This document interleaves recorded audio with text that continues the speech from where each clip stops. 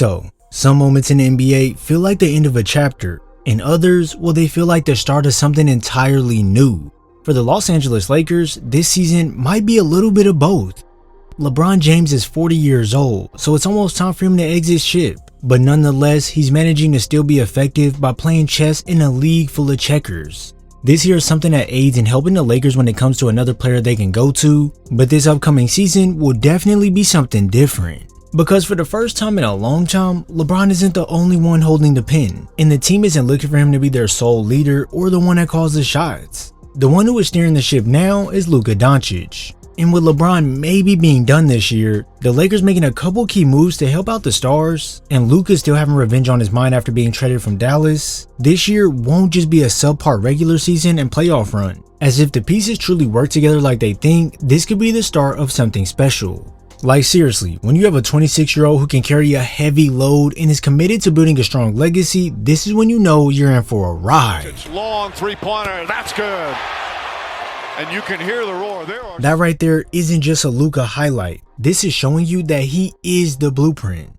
Notice how Luka doesn't just use the screen to come off fast and go score right away. He instead manipulates the space by shifting the defenders with his eyes only, and once you bite on that, well, he's making you pay in a quickness.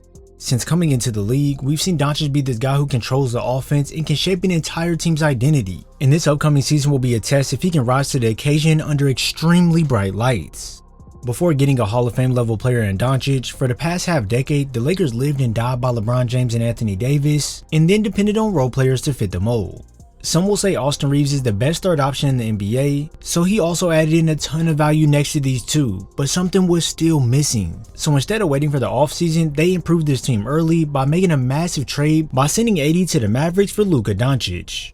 Now most of us thought this trade would bring fireworks in terms of Luka's play, but with him coming off an injury, having to create chemistry with a new team, and just overall getting adjusted to his new life, he kinda looked off and a little tired. And I already know, a lot of you are about to start typing in the comments disagreeing and blah blah blah, and I know why. Because throughout this shift of scenery, Luka averaged 28 points, 8 rebounds and 7 assists, and for most players, this would absolutely be amazing. But for Luka, this is pretty average considering he only shot 43% from the field, and at times his presence could feel like it was hurting the team. With that newly found motivation, we've seen Luka slim down this summer, honestly looking the best he's looked in a while, and it makes me wonder if we'll get that young and quicker Luka Dončić play style once again. Now hold on one second, let's not get carried away. We might not see him move as explosive as he once did, but the main thing I want to see from Doncic is how locked in he is when he steps on the floor. I know he tends to take possessions off, he can get frustrated about fouls, but let's be honest. When we see Luka key in on a mission and catch fire, there's certainly nothing you can do. With all that said, Luka will be the one the Lakers look to lead them now and in the near future, but that doesn't immediately X out LeBron James. For 2 whole decades, LeBron has rewritten what's possible in this league. He shattered records, shifted his playstyle many times, and continues to outlast entire eras. And even now, as he goes into year 23, he still remains as one of the best players on the planet, whether you like it or not. Now yes, all that sounds good and can somewhat be factual, but the real truth is that things are getting harder. The wear and tear doesn't show up in the box score all the time, but it shows up in recovery, effort, and the mental focus throughout an entire game. There were times last season where we would see LeBron get lost on possessions, not really give it his all, and then on offense, he would run to one of those corners to make life easier for himself. All these things right here will simply make things harder on the other guys if this becomes a habit next season. But with all that being said, he still put up 24 points, 7 rebounds and 8 assists at age 40. That right there is not just longevity, that's unheard of. And if you're hating, you're flat out crazy. Like, I get it. I understand he's not going to be able to put the team completely on his back like he did in the past. But hey, let him have his sights set on the rim with bad intentions, well guess what? He can get there with no problem. The lead 14, James down the middle, fires it in. This year is nowhere near peak LeBron when he was soaring the air to put defenders on nasty posters. As nowadays we see a more calculated LeBron, who can get to his spots on the court with just a couple moves, and bada bing, it's money team. Hopefully we get to see LeBron play at a high level, as this will not only help LA get closer to their goal of winning a championship, but it also takes pressure off some of the newly acquired pieces. And one I'm talking about specifically is Deandre Ayton. Out of all the moves LA made this offseason, none come with more risk or reward than bringing in Deandre Ayton.